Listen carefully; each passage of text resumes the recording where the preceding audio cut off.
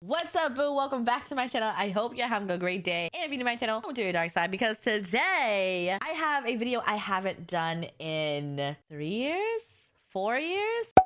All right, y'all, what's good? Welcome back to my channel and welcome to a how I edit my YouTube videos. Now, this is specifically for my main channel, It's Me Troi, where I do Sims content because I edit those videos a little bit differently. Also, this isn't a, this is how you should do it. This is how I do it. Every editor has their own way of doing things, their own process, but this is just how I do it. So let's go ahead and jump right in. Also, while I'm doing this, I'm gonna be eating like day over Chipotle. I use Adobe Premiere and a little bit of Final Cut. Adobe Premiere for my Sims videos because those are gaming videos and I usually have those at my PC. I usually don't travel. I only use Final Cut on my laptop when I am away and I need to do something, but for the most part, Adobe Premiere. So I load up Adobe Premiere, and every time I record a video, if you don't know how I record my videos, they're like, it's like in my vlog, you can go watch those, but once I finish recording, I throw them into Premiere in their own folder, so that way I can have everything organized. And then of course, the file will generate, it will do whatever it needs to do. And after that, when I'm ready to actually edit, if I had it already, I'll proxy the footage, which gives me a lower quality file so I can edit like seamlessly. I don't have to wait for like buffering or rendering or anything like that. So once it's finished proxying, then I can throw it onto a timeline. Now for me, since I record my videos a little bit differently, I copy and paste the old timeline from a previous video into the new one. I delete everything and then I put in the new footage because I have gameplay and my individual camera recording at the same time, the main file on the timeline, and then I take just the video file of the same video and plop it on top. Now I have 4 different channels. I also record my game audio and my mic audio separately as well because again, that helps. At this point, I'm taking the presets that I've created and I'm plopping them on the timeline because it makes it so much faster. And I split the gameplay and I split my camera so that way it's like cut in half. So the top part is my camera, underneath that is my gameplay, then underneath that it is my game audio, which I lower, and then my actual microphone. Technically, I have 3 audio channels. The main channel is like mono, so it has both the game and the audio together just in case, but usually I don't mess up, so I just delete that anyway. And now I have 4. Now, if I have multiple files, I do the same thing, rinse and repeat. At that point, setup is complete. Now, I can usually go do something else, but usually if I'm doing this, I'm like gonna start the first edit. So yeah. The next step is doing the cut, which is, you know, you're cutting the footage. Now, a lot of times my videos are between 39 to 40. They could be like an hour long, depending on, I don't know, this mod did not work. And it was like, oh, okay, well, I need to like figure out what's wrong. Is it a me problem? Is it a mod problem? Or I have to set something up. Like the hotel mod I did, I had to set some things up. So, you know, sometimes I forget to like pause the recording, and that usually, you know, makes it a longer file. But anyway, I'm cutting the footage down at least under 30 minutes. I used to do under 12, I want to say last year, but now that I've switched how I do my videos on the main channel, I'm like around the less than 20. Okay, if I'm like less than 20, maybe 22 minutes, I'm okay, I'm content. For the most part, I'm just cutting. I like to sometimes put things into different labeling. So at the beginning, I use like violet or whatever color it is for my intro. And then for each mod, because it's a Sims channel, I do mods, I like to put things in different colors. That way I can go back, you know, which is which. So it's like, you know, my signature intro. What's up, boo? Welcome back to my channel. I hope you're having a great day. And if you're new to my channel, welcome to your dark side. So I make sure I have that in there because if I forget it, y'all will tell me.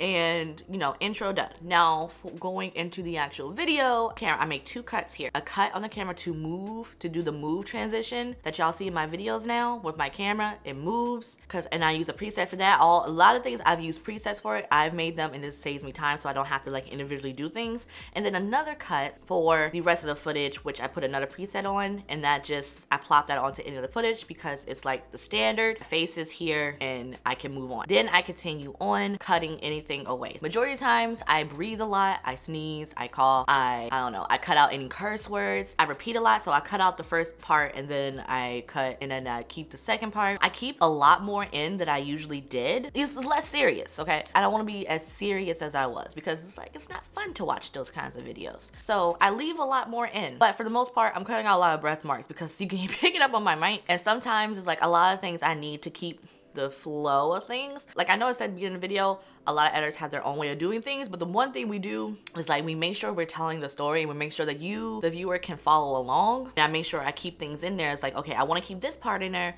but I mentioned this previously and I make a point that I mentioned this previously, so I need to make sure this 4 minutes before is in here so that way this 4 minutes after is still in there. Does that make sense? This is not a tutorial on how to edit. This is my thought process. I hope that I hope that makes sense. It could, I don't know how long it could take me. I can edit a video within an hour or 2 hours, or it may take me 4 hours plus, depending on if my ADHD brain, depending on if my undiagnosed ADHD, there's a cut.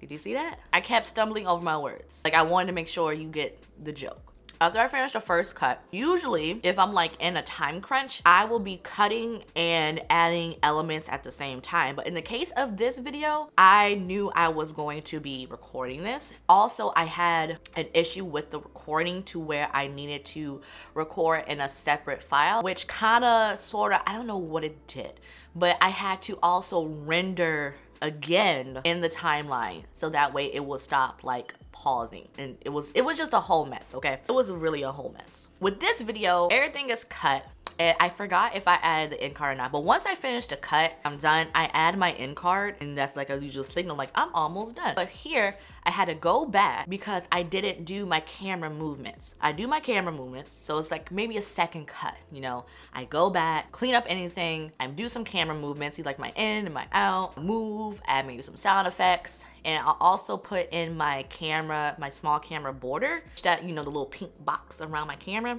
I did that as well, and I make sure to like delete that when I move the camera because it doesn't look right when it's there, and it looks like I forgot. Now it's time for me to decide.